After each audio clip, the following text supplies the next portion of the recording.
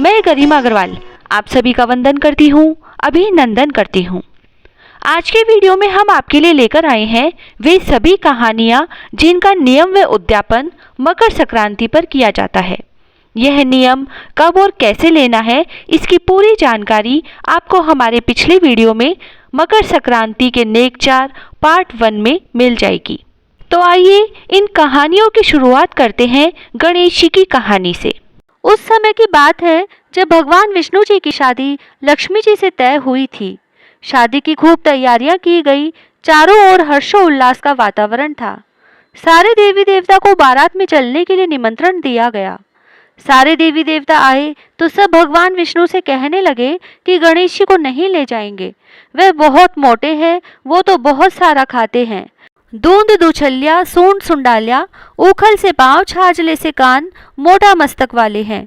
इनको साथ ले जाकर क्या करेंगे, यही रखवाली के लिए छोड़ जाते हैं। और विनायक जी को छोड़कर वे सब बारात में चले गए। इधर नारद जी ने गणेश जी को भड़का दिया और कहा कि आज तो महाराज ने आपका बहुत बड़ा अपमान किया है, आपसे बारात बुरी लगती इसीलिए आपको साथ नहीं ले गए और छोड़कर चले गए। गणेश जी को क्रोध आ गया। उन्होंने चूहों को आज्ञा दी कि सारी जमीन को खोखली कर दें। जमीन थोती हो गई, इससे भगवान के रथ के पहिए धंस गए। बहुत कोशिश करके सब परेशान हो गए, किसी भी तरह से पहिए नहीं निकले तो खाती को बुलाया गया। खाती आया, सारा दृश्य देखा और पहिए को हाथ लगाकर बोला, जय गजानन जी, और इतने में तुरंत रथ निकल गया। सब देखते रह गए। सबको बड़ा आश्चर्य हुआ। उन्होंने पूछा कि तुमने गजानन जी को क्यों याद किया। खाती बोला, गणेश जी को सुमेरे बिना तो कोई भी काम सिद्ध नहीं होता। जो भी सच्चे मन से गजानन जी को याद करता है उसके सब काम बड़ी आसानी से सिद्ध हो जाते हैं। तब सभी देवी देवताओं के मन में विचार आया कि हम तो गणेश जी को ही छोड़ आए। उन्हें अपनी गलती का एहसास हुआ और एक जने को भेजकर गणेश जी को बुलवाया गया। गणेश जी से माफी मांगी। फिर पहले गणेश जी का रिद्धि सिद्धि से विवाह करवाया, फिर भगवान विष्णु का लक्ष्मी जी के साथ हुआ। सभी बहुत खुश थे। तभी से कोई भी शुभ काम शुरू करने से पहले बिंदाई जी का स्मरण किया जाता है। जैसे भगवान का काम सिद्ध किया वैसे सबका सिद्ध करना। बोलो विनायक जी महाराज की जय। अब हम सुनते हैं धर्मराज जी की पौराणिक कथा। श्री गुरु पद वंदन करूं मैं, श्री हरि चरण चितधार। धर्मराज जी की शुभ कथा का करूं आज विस्तार। प्राणीन को फल देत है जो पाप पुण्य अनुसार। उनकी कथा अनुप्रिय है, शुभ मंगल हो परिवार। महोदपुर नाम का एक विशाल नगर था जहाँ भ्रभुवाहन नाम का राजा राज्य करता था। वह बड़ा ही दयालु, प्रजापालक, परोपकारी और गो ब्राह्मण की सेवा करने वाला था। एक बार वह वन में शिकार करने गया तो उसने वहां एक ऐसा हिरन देखा जैसा पहले कभी भी देखने में न आया था। राजा ने ऐसे सुंदर मनोहारी मृग को मारना उचित न समझा और बिना शिकार किए ही कुछ सोचते हुए वापस महल में लौट पड़ा। मार्ग में उसे एक ब्राह्मण कन्या मिली जो ईश्वर की आराधना में लीन थी। उसे देखकर राजा रुक गया और उससे पूछने लगा, हे कन्या, तुम इस प्रकार अकेली वन में आराधना क्यों कर रही हो? तो वह बोली, हे राजन, मैं सुयोग्य वर तथा सुख की प्राप्ति के लिए ऐसा कर रही हूँ। राजा ने उसका मनोरथ जानकर ईश्वरीय प्रेरणा से हरिदास नाम के एक महाविद्वान के साथ उसका विवाह करवा दिया और खूब धन संपदा देकर विदा कर दिया। वह ब्राह्मण कन्या गुणवती ऐसे विद्वान पति को पाकर सुखमय जीवन व्यतीत करने लगी। हरिदास ने भी गुणवती को प्राय सभी देवताओं की भक्ति तथा आराधना के मार्ग बतलाए, पर एक धर्मराज जी की आराधना एवं भक्ति का मार्ग नहीं बतलाया। संपूर्ण आयु सुख से व्यतीत कर जब वृद्ध होकर गुणवती के प्राण छूटे तब धर्मराज के दूत उसके प्राणों को धर्मराज के सम्मुख ले गए। गुणवती ने वहां देखा कि धर्मराज की पुरी सर्व धातुओं के परकोटे से घिरी हुई है और उसके चारों ओर ऊंची ऊंची अट्टालिकाएं और बड़े बड़े दरवाजे बने हुए हैं, जिसमें से पूर्व के दरवाजे में सोने की, उत्तर के दरवाजे में हीरे पन्नों की, पश्चिम के दरवाजे में चांदी के तथा दक्षिण के दरवाजे पर सर्व धातु की निसेनियां लगी हुई है। उसे देख गुणवती ने बड़े ही कष्ट से निसैनी पर चढ़कर धर्मराज के पुर में प्रवेश किया। वहां उसने अत्यंत सुंदर धर्मराज के मंदिर और वहां के विशाल ठाट बाट को देखा। इसके बाद दूत उसे धर्मराज के सम्मुख ले गए, जो उस समय एक विशाल रत्न जड़ित सिंहासन पर विराजमान थे, जहां बैठकर वह प्राणियों का लेखा जोखा ले रहे थे। गुणवती धर्मराज के विशाल तथा तेजस्वी रूप और उनके भयानक दूतों को देखकर भयभीत हो उठी और कांपने लगी। कई प्राणियों का लेखा देख लेने के पश्चात जब धर्मराज ने गुणवती के पाप पुण्यों का लेखा देखा, तो यह देखकर कि उसने अन्य सभी देवताओं की आराधना भक्ति करके प्रसन्न किया है, लेकिन धर्मराज जी की भक्ति बिल्कुल भी नहीं की है, इससे वे कुछ नाराज हो गए। धर्मराज को इस तरह नाराज देखकर गुणवती ने हाथ जोड़कर पूछा, हे महाराज, आपके मन में ऐसी क्या बात आई है कि जो आप नाराज हो गए हैं? धर्मराज ने कहा, हे गुणवती, तूने सभी धर्म कर्म किए और सभी देवताओं की आराधना व पूजा की, पर मेरे लिए तूने कुछ भी नहीं किया। बस यही बात बार बार मेरे मन में आ रही है। हे गुणवती, तू ही बता कि यह सत्य है या नहीं। यह सुनकर गुणवती ने कहा, हे धर्मराज, मैं आपकी भक्ति या आराधना का विधि विधान नहीं जानती थी, इसीलिए उन्हें नहीं कर सकी। अतः यदि आप मुझे फिर से जीवन दान दें और अपनी भक्ति का मार्ग बतलाने की कृपा करें, तो मैं वह भी कराऊं। यह सुनकर धर्मराज बोले, हे गुणवती, मैं अपनी भक्ति तथा पूजा का विधि विधान तुम्हें बतलाता हूँ। हे गुणवती, सूर्य उत्तरायण होने के समय मकर संक्रांति के पर्व से मेरी भक्ति अर्थात कथा तथा पूजा शुरू की जाती है और अगली मकर संक्रांति के आने पर समाप्त की जाती है। इसी बीच मेरी आराधना करने वाले प्राणी को प्रातःकाल उठने के बाद नियमानुसार नहा धोकर प्रेम पूर्वक मेरा भजन पूजन या यथाशक्ति नाम जप करना चाहिए और मेरी कथा कहकर या सुनकर भोजन ग्रहण करना चाहिए। इस प्रकार बिना नागा पूरे 1 वर्ष तक मेरी कथा को कहना या सुनना चाहिए और जितना हो सके पुण्य और परोपकार करते रहना चाहिए। इस तरह 1 वर्ष व्यतीत होने पर दूसरी मकर संक्रांति को मेरी स्वर्ण अथवा चांदी की मूर्ति बनवाकर उसे सुंदर आसन पर स्थापित करके पंचामृत आदि से स्नान कराकर रोली मोली पान पुष्प सुपारी केसर कपूर चंदन आदि से पूजन करना चाहिए तथा सफेद तिल्ली के लड्डू बनाकर उनका भोग लगाना चाहिए और मेरी कथा कहकर या सुनकर यथाशक्ति ब्राह्मण को भोजन कराकर दान दक्षिणा देना चाहिए। याद रहे, मेरे साथ चित्रगुप्त जी की भी पूजा करनी चाहिए और उन्हें काले तिल के लड्डुओं का भोग लगाना चाहिए।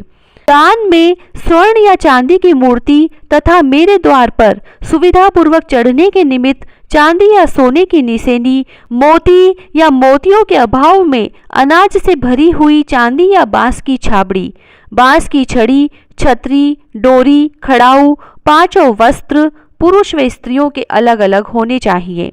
चूड़ा, काजल, टीका, दर्पण तथा इनके अतिरिक्त जो भी बन सके एवं पंचपात्र, आसन, गौमुखी माला, थाली, कटोरी आदि चीजें सुपात्र व गरीब ब्राह्मण को भोजन कराकर देनी चाहिए। इसके अतिरिक्त बन सके तो धर्मराज के निमित्त अश्व तथा कपिला गऊ और चित्रगुप्त जी के निमित्त काली गाय का दान करें तथा धर्मराज के निमित्त आसन, सिंहासन, आभूषण आदि भी दान करें। यदि संभव हो तो गौ दान करने वाली गायों के सोने के सींग, चांदी के खुर व तांबे की पीठ बनाकर दान में दें। हे गुणवती, यह विधान जो मैंने बताया है, जिनकी शक्ति इनसे अधिक दे सकने की हो वे अधिक दें तथा जिनकी शक्ति कम हो वे यथाशक्ति दें। इस तरह कथा का विधान बतलाकर धर्मराज ने अपने दूतों से कहा कि हे दूतों, इस गुणवती के प्राणों को वापस मृत्युलोक में ले जाओ। उधर मृत्युलोक में गुणवती की मृत्यु के पश्चात उसके संबंधी जन अर्थी सजाकर उसे शमशान में ले जाने की तैयारी कर ही रहे थे कि वह पुनः जीवित हो उठी। उसके इस तरह से जीवित हो जाने पर सभी बड़े अचंभित हुए और उससे इसका कारण पूछने लगे। तो गुणवती ने सबको सारी कथा कह सुनाई और धर्मराज के व्रत की कथा का विधि विधान भी कहा। इसके बाद गुणवती ने विधि पूर्वक 1 वर्ष तक धर्मराज जी की कथा कहकर अंत में धर्मराज का उत्साह पूर्वक पूजन करवाया एवं दान पुण्य किया, जिससे धर्मराज अति प्रसन्न हुए और गुणवती मरणोपरांत सानंद स्वर्ग को प्राप्त हो गई। इतना कहकर सूची कहने लगे, हे ऋषियों, जिस घर में स्त्रियां इस व्रत को धारण करती है और इस कथा को कहती है, उस घर के सभी प्राणी धर्मराज के दरबार में निर्भयता के साथ जाते हैं। उन्हें धर्मराज के दूत कोई कष्ट नहीं देते तथा धर्मराज भी प्रेम पूर्वक उसका लेखा जोखा लेते हैं तथा पापों के क्षय का उपाय भी बतला देते हैं। अतः जो भी इस कथा को विधि पूर्वक कहते या सुनते हैं, उन्हें मृत्यु काल में यमराज के दूत कष्ट नहीं पहुंचाते और उन्हें गरुड़ पुराण में बतलाए हुए धर्मराज की पुरी के मार्ग में जाने में भी कोई कष्ट नहीं होता।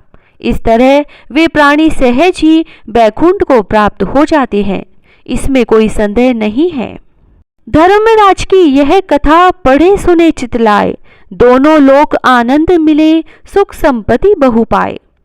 कथा विसर्जन होती है, अपने भीतर के पट खोलो, एक बार सुनने वाले धर्मराज की जय बोलो। बोलिए श्री धर्मराज जी की जय। पोपाबाई की कहानी।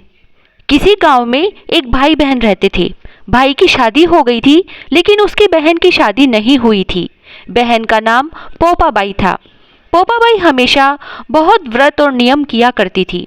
एक दिन उसके भाई भाभी ने उससे शादी के लिए कहा, तब उसने शादी के लिए मना कर दिया। उसने अपने भाई भाभी से कहा कि मेरे रहने के लिए गांव के बाहर एक झोपड़ी बनवा दो, मैं उसी में रहकर अपना जीवन व्यतीत कर लूंगी। और गांव के सभी लोगों से कहा, हे गांव वालों, आप लोग अपने अपने गाय बछड़ों को मेरे झोपड़े के पास घास चरने के लिए छोड़ दिया करो। मैं सभी के गाय बछड़ों की देखभाल किया करूंगी और जो भी आपके घर में बचा कुचा खाना हो वह भेज देना, मैं वही खाकर रह लूंगी। इसी तरह बहुत दिन बीत गए। एक दिन उस देश का राजा शिकार खेलने जंगल को जा रहा था। उसकी नजर गांव के बाहर बने पोपाबाई के झोपड़े पर पड़ी। राजा झोपड़े के पास जाकर आवाज लगाने लगा कि यहाँ कौन रहता है। जब कोई भी उत्तर नहीं मिला तो झोपड़े के दरवाजे को खटखटाने लगा। खटखटाने की आवाज सुनकर पोपाबाई ने अंदर से ही पूछा कि बाहर कौन है, बार बार दरवाजा क्यों खटखटा रहे हो, क्या काम है। तब राजा ने उत्तर दिया, मैं इस देश का राजा हूँ, मैं तुम्हारे साथ विवाह करना चाहता हूँ। पोपाबाई ने कहा कि अपने महल को लौट जाओ, मैं पराये पुरुष का मुंह नहीं देखती। लेकिन राजा ने उसकी बात पर ध्यान नहीं दिया और बलपूर्वक पोपाबाई को उठा महल की ओर चल पड़ा। पोपाबाई ने राजा को श्राप दिया कि हे राजा, तेरा राजपाट सब नष्ट हो जाएगा। लेकिन राजा ने उसकी बात पर फिर भी ध्यान नहीं दिया। महल में पहुंचकर राजा ने अपनी रानियों से सारी बात बताई। पूरी बात सुनकर रानियों ने राजा से अनुरोध किया कि वह पोपाबाई को सही सलामत उसकी झोपड़ी में छोड़ आए। रानियों के कहे अनुसार राजा पोपाबाई को उसकी झोपड़ी पर छोड़ने के लिए निकल पड़ा। रास्ते में पाप की नदी आई, जिसमें वह दोनों डूब गए। पोपाबाई मृत्यु के बाद धर्मराज के दरबार में पहुंची। वहां धर्मराज ने उसे स्वर्ग का राज दिया। फिर एक बार किसी गांव के एक सेठ सेठानी की मृत्यु हुई। वे दोनों मृत्यु लोक से स्वर्ग लोक को आए, लेकिन स्वर्ग का दरवाजा बंद पड़ा था। उन दोनों ने धर्मराज जी से स्वर्ग का द्वार खोलने के लिए विनती की। तब धर्मराज जी ने कहा कि इस पर पोपाबाई का राज है। तब सेठ और सेठानी ने कहा कि हम पोपाबाई को नहीं जानते हैं। तब धर्मराज ने कहा कि मैं तुम दोनों को 7 दिन के लिए मृत्युलोक में भेजता हूँ। वहां जाकर 8 खोपरे राई से भरकर 5 कपड़े ऊपर रखकर कहानी सुनना और उद्यापन करना और इस प्रकार कहना, राज है पोपाबाई का, लेखा लेगी राई राई का। उसके बाद ही तुम्हारे लिए स्वर्ग के द्वार खुलेंगे। बोलो पोपाबाई की जय। धरती माता की कहानी। प्राचीन समय की बात है, एक गांव में एक माँ और उसका बेटा बेटी रहा करते थे। माँ गरीब थी, वह मजदूरी करके अपने परिवार का पेट भरती थी। धीरे धीरे दिन गुजरते गए और बच्चे बड़े होने लगे। बेटी शादी के योग्य हो गई, तब माँ बूढ़ी हो गई। माँ ने अपने बेटे से कहा कि बेटा, तेरी बहन शादी के योग्य हो गई है, इसीलिए तेरे जैसा घर और वर देखकर उसकी शादी करना। ऐसा बोलकर माँ तो कुछ दिनों बाद मर गई और उसका भाई गांव गांव में घूमा, लेकिन बहन के योग्य पति नहीं मिला। वह घूम घूम कर थक गया और एक दिन सोचने लगा कि मेरे जैसा तो इस दुनिया में कोई नहीं है, इसीलिए मैं ही मेरी बहन से शादी कर लेता हूँ। ऐसा सोचकर वह चुनरी और शादी के लिए सब सामान ले आया। तब उसकी बहन ने पूछा कि भाई, तुम यह सब सामान क्यों लेकर आए हो? तब उसके भाई ने कहा कि बहन, यह सब सामान तुम्हारी शादी के लिए लेकर आया हूँ। गांव वालों ने बहन से कहा कि तुम्हारा भाई ही तुमसे शादी करने वाला है।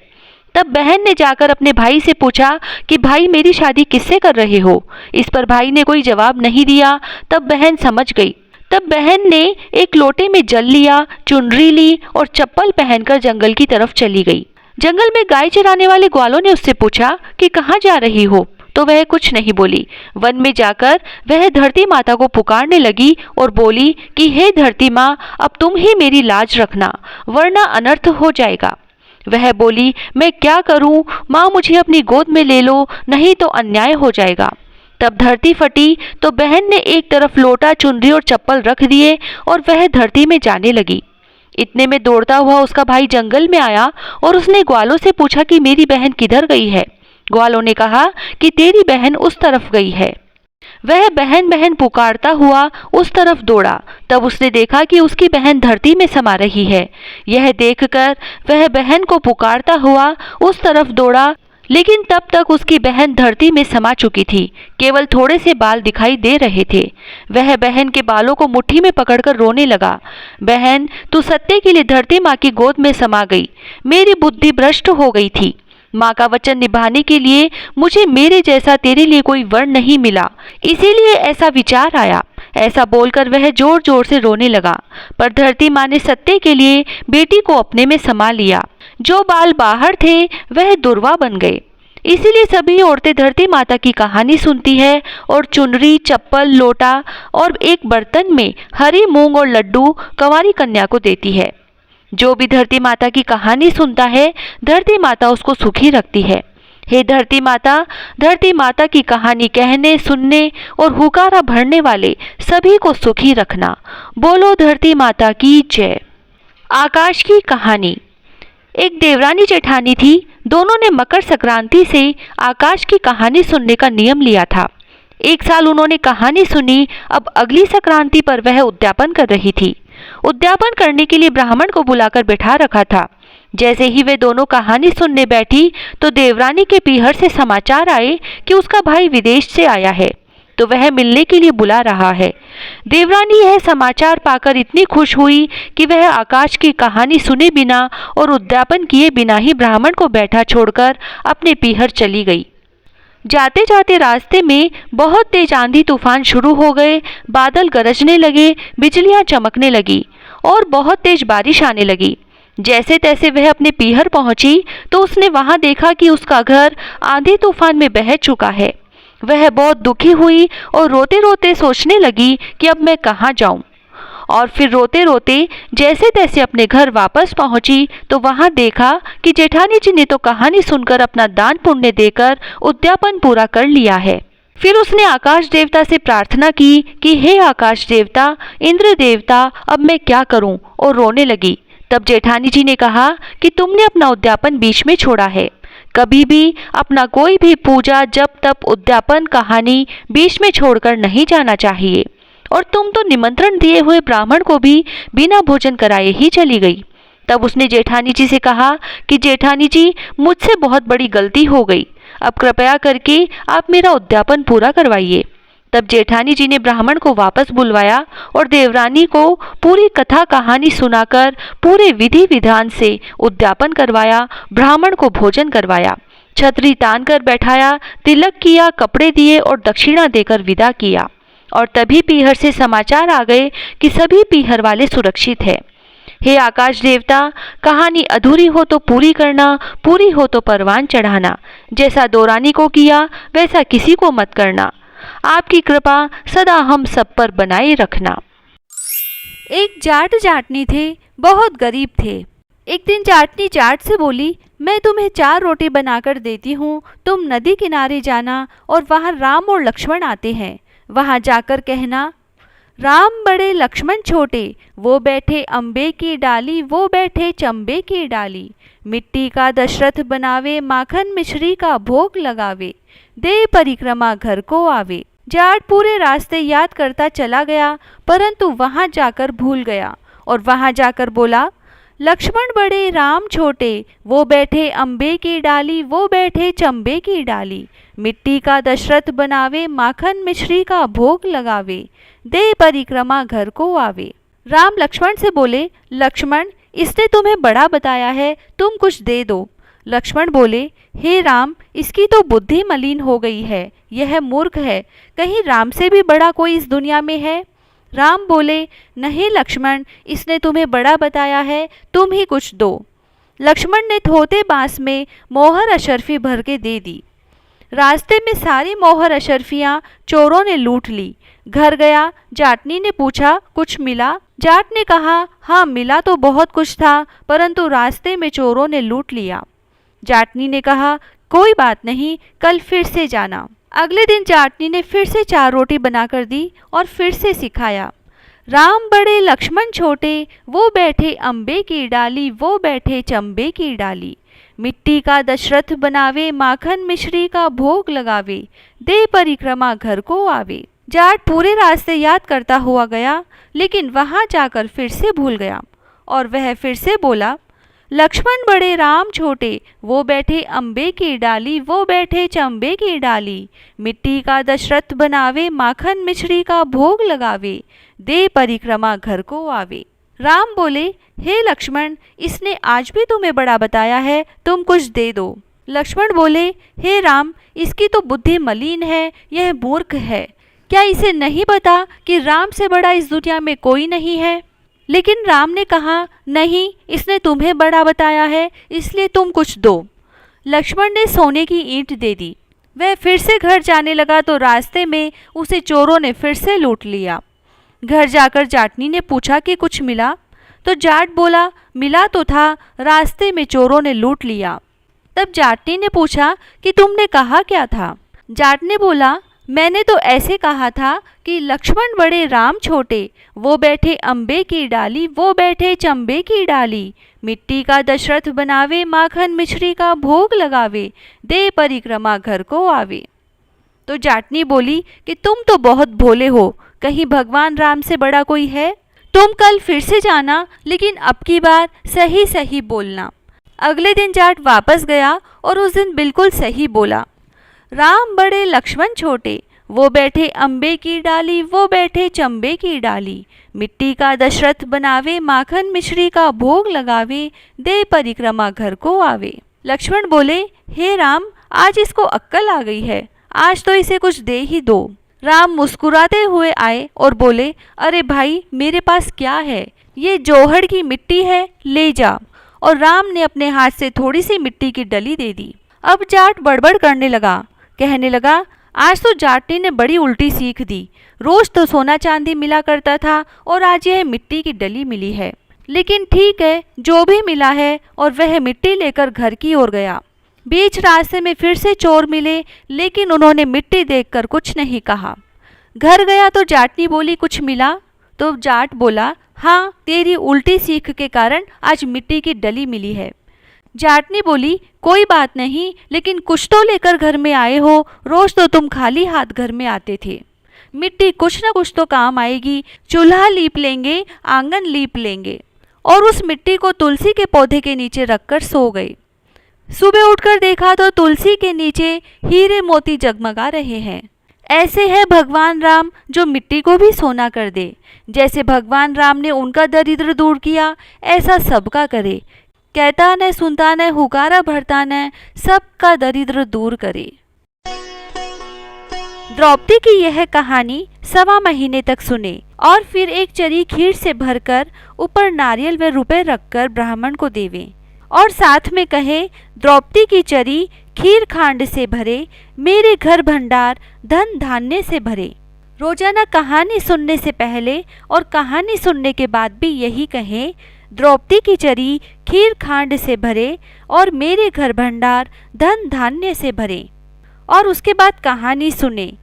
एक बार 5 पांडव व द्रौपदी वन में रह रहे थे। उस समय उनका वनवास चल रहा था। कौरव पांडवों में आपस में मतभेद हो रहा था। कौरवों ने सुना कि वन में द्रौपदी के पास एक ऐसा बर्तन है जिसमें सबका खाना आ जाता है, उसको जब भी सीधा रखोगे वह वापस भर जाएगी। लेकिन सबसे आखिरी में द्रौपदी खाना खाकर जब उसको साफ कर देगी तब वह खाली हो जाएगी। जब दुशासन ने यह सुना तो यह सोचकर कि द्रौपदी ऋषियों को भूखा भेजेगी तो दुर्वासा ऋषि उनको श्राप दे देंगे। ऐसा सोचकर दुर्वासा ऋषि व 88,000 ऋषियों को पांडवों के पास भोजन करने के लिए भेज दिया। दुर्वासा ऋषि 88,000 ऋषियों को लेकर धर्मराज युधिष्ठिर के पास पहुंचे और कहा कि हम सब भूखे हैं, खाना खाएंगे। युधिष्ठिर ने कहा ठीक है, तब तक आप लोग स्नान करके आ जाएं। सब ऋषि स्नान करने चले गए और युधिष्ठिर ने द्रौपदी से कहा कि ऋषि अभी प्रसादी लेने आएंगे। तब द्रौपदी ने घबराकर कहा कि मैंने तो पात्र को धोकर रख दिया। द्रौपदी को बड़ी चिंता हुई और वह श्री कृष्ण जी की प्रार्थना करने लगी, हे श्री कृष्ण, आपने हर संकट से बचाया, आज भी बचाओ। अंतर्मन से द्रौपदी ने पुकारा और भगवान दौड़े आए। आकर द्रौपदी से पूछा कि बहन तुमने हमें याद किया। तो द्रौपदी रोने लगी और भगवान से कहा कि प्रभु, मैंने खाने के बर्तन को साफ करके रख दिया है और दुर्वासा ऋषि 88,000 ऋषियों को लेकर आ गए। वे सब नहाने गए हुए हैं, आते ही होंगे। उनके खाने की व्यवस्था कैसे होगी? बर्तन को एक बार साफ करने के बाद दोबारा भोजन नहीं आता है, अब तो कल ही उसमें भोजन आएगा।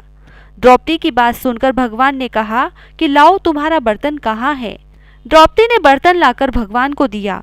भगवान ने भोजन पात्र को ध्यान से देखा तो एक हरा पत्ता तुलसी का चिपका हुआ है। भगवान ने वह तुलसी पत्र हाथ में लिया और गंगा जल की 3 बूंद लेकर खुद पी गए और पेट पर हाथ फेर लिया। भगवान ने जैसे ही चरणामृत लिया, सारे ऋषि मुनियों का पेट भर गया और वहां जल में नहाते हुए ही लौटने लगे कि हमारे पेट में यह क्या हो गया। सब ऋषियों का पेट वहीं पर भर गया और सबके पेटों में आफरा आने लगा।